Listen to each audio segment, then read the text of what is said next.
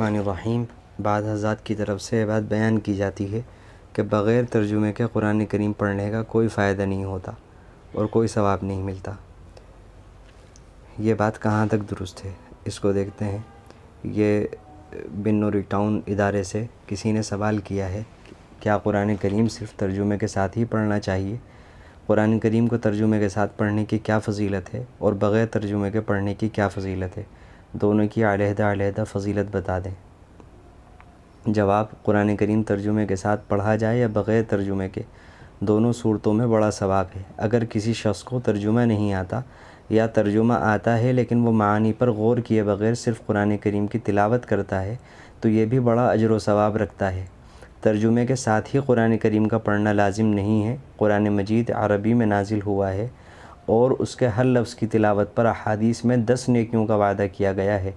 اگر کوئی شخص قرآن کریم کے عربی الفاظ پڑھے بغیر صرف ترجمہ پڑھے یا اس کے معانی میں غور کرے تو اسے بے شک قرآن کریم کا مفہوم سمجھنے کا ثواب تو ملے گا، لیکن قرآن کریم کی تلاوت پر جو ثواب احادیث مبارکہ میں وارد ہے وہ نہیں ملے گا، جبکہ بغیر ترجمے کے قرآن کریم کی تلاوت کرنے والا ہر حرف پر 10 نیکیوں کا مستحق بنتا ہے۔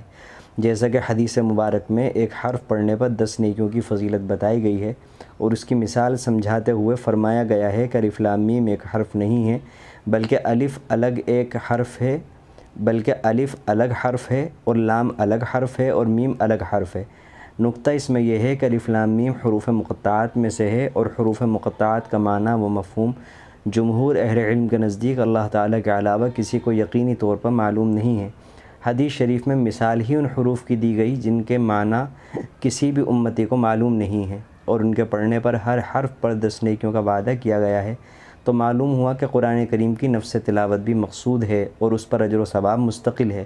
اس لیے قرآن کریم کی تلاوت کا ثواب تو عربی الفاظ کی تلاوت پر ہی ملے گا، اور ان الفاظ کو سمجھ کر پڑھنے یا ان کی تلاوت کے ساتھ ترجمہ پڑھنے یا اس میں غور کرنے سے ثواب مزید بڑھ جائے گا۔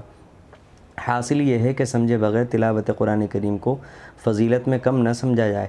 تلاوت مستقل طور پر مطلوب ہے اور آپ صلی اللہ علیہ وسلم کی بعثت کے مقاصد اور معمولات اور صحابہ کرام رضوان اللہ علیہم اجمعین کے معمولات میں شامل ہے۔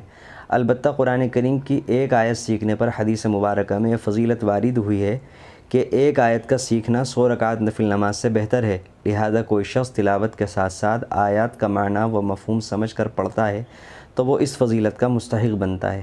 اگر کوئی قرآن مجید کو سمجھنے کی خواہش رکھتا ہو تو اسے چاہیے کہ کسی مستند عالم دین کی خدمات حاصل کر کے ان کی نگرانی میں سمجھے، اپنے قوت مطالعہ پر اعتماد نہ کرے تاکہ قرآن مجید رسول اکرم صلی اللہ علیہ وسلم کے فرامین کے مطابق سمجھنا ممکن ہو، کیونکہ رطب و یابس میں فرق کرنا عام مسلمان کے لیے ممکن نہیں۔ سنن ترمذی کی روایت ہے، حضرت عبداللہ ابن مسعود رضی اللہ تعالیٰ عنہ راوی ہیں کہ رسول کریم صلی اللہ علیہ وسلم نے فرمایا، جو شخص قرآن کا ایک حرف پڑھے گا تو اس کے لیے ہر حرف کے عوض ایک نیکی ہے جو 10 نیکیوں کے برابر ہے، یعنی قرآن کے ہر حرف کے عوض 10 نیکیاں ملتی ہیں۔ میں یہ نہیں کہتا کہ سارا الف لام میم ایک حرف ہے، بلکہ الف ایک حرف ہے، لام ایک حرف ہے اور میم ایک حرف ہے، یعنی الف لام میم کہنے میں 30 نیکیاں لکھی جاتی ہیں۔ سنن ابن ماجہ کی روایت ہے، حضرت ابو ذر رضی اللہ تعالیٰ عنہ بیان فرماتے ہیں کہ رسول اللہ صلی اللہ علیہ وسلم نے مجھ سے ارشاد فرمایا، تو صبح کو جا کر کتاب اللہ کی ایک آیت سیکھے، یہ تیرے لیے 100 رکعت نماز سے بہتر ہے، اور تو صبح جا کر علم کا ایک باب سیکھے، خواہ اس پر اسی وقت عمل کرے یا نہ کرے، یہ تیرے لیے 1000 رکعت پڑھنے سے بہتر ہے۔ فقط واللہ اعلم۔ امید ہے بات واضح ہوئی ہوگی۔ والسلام علیکم ورحمۃ اللہ وبرکاتہ۔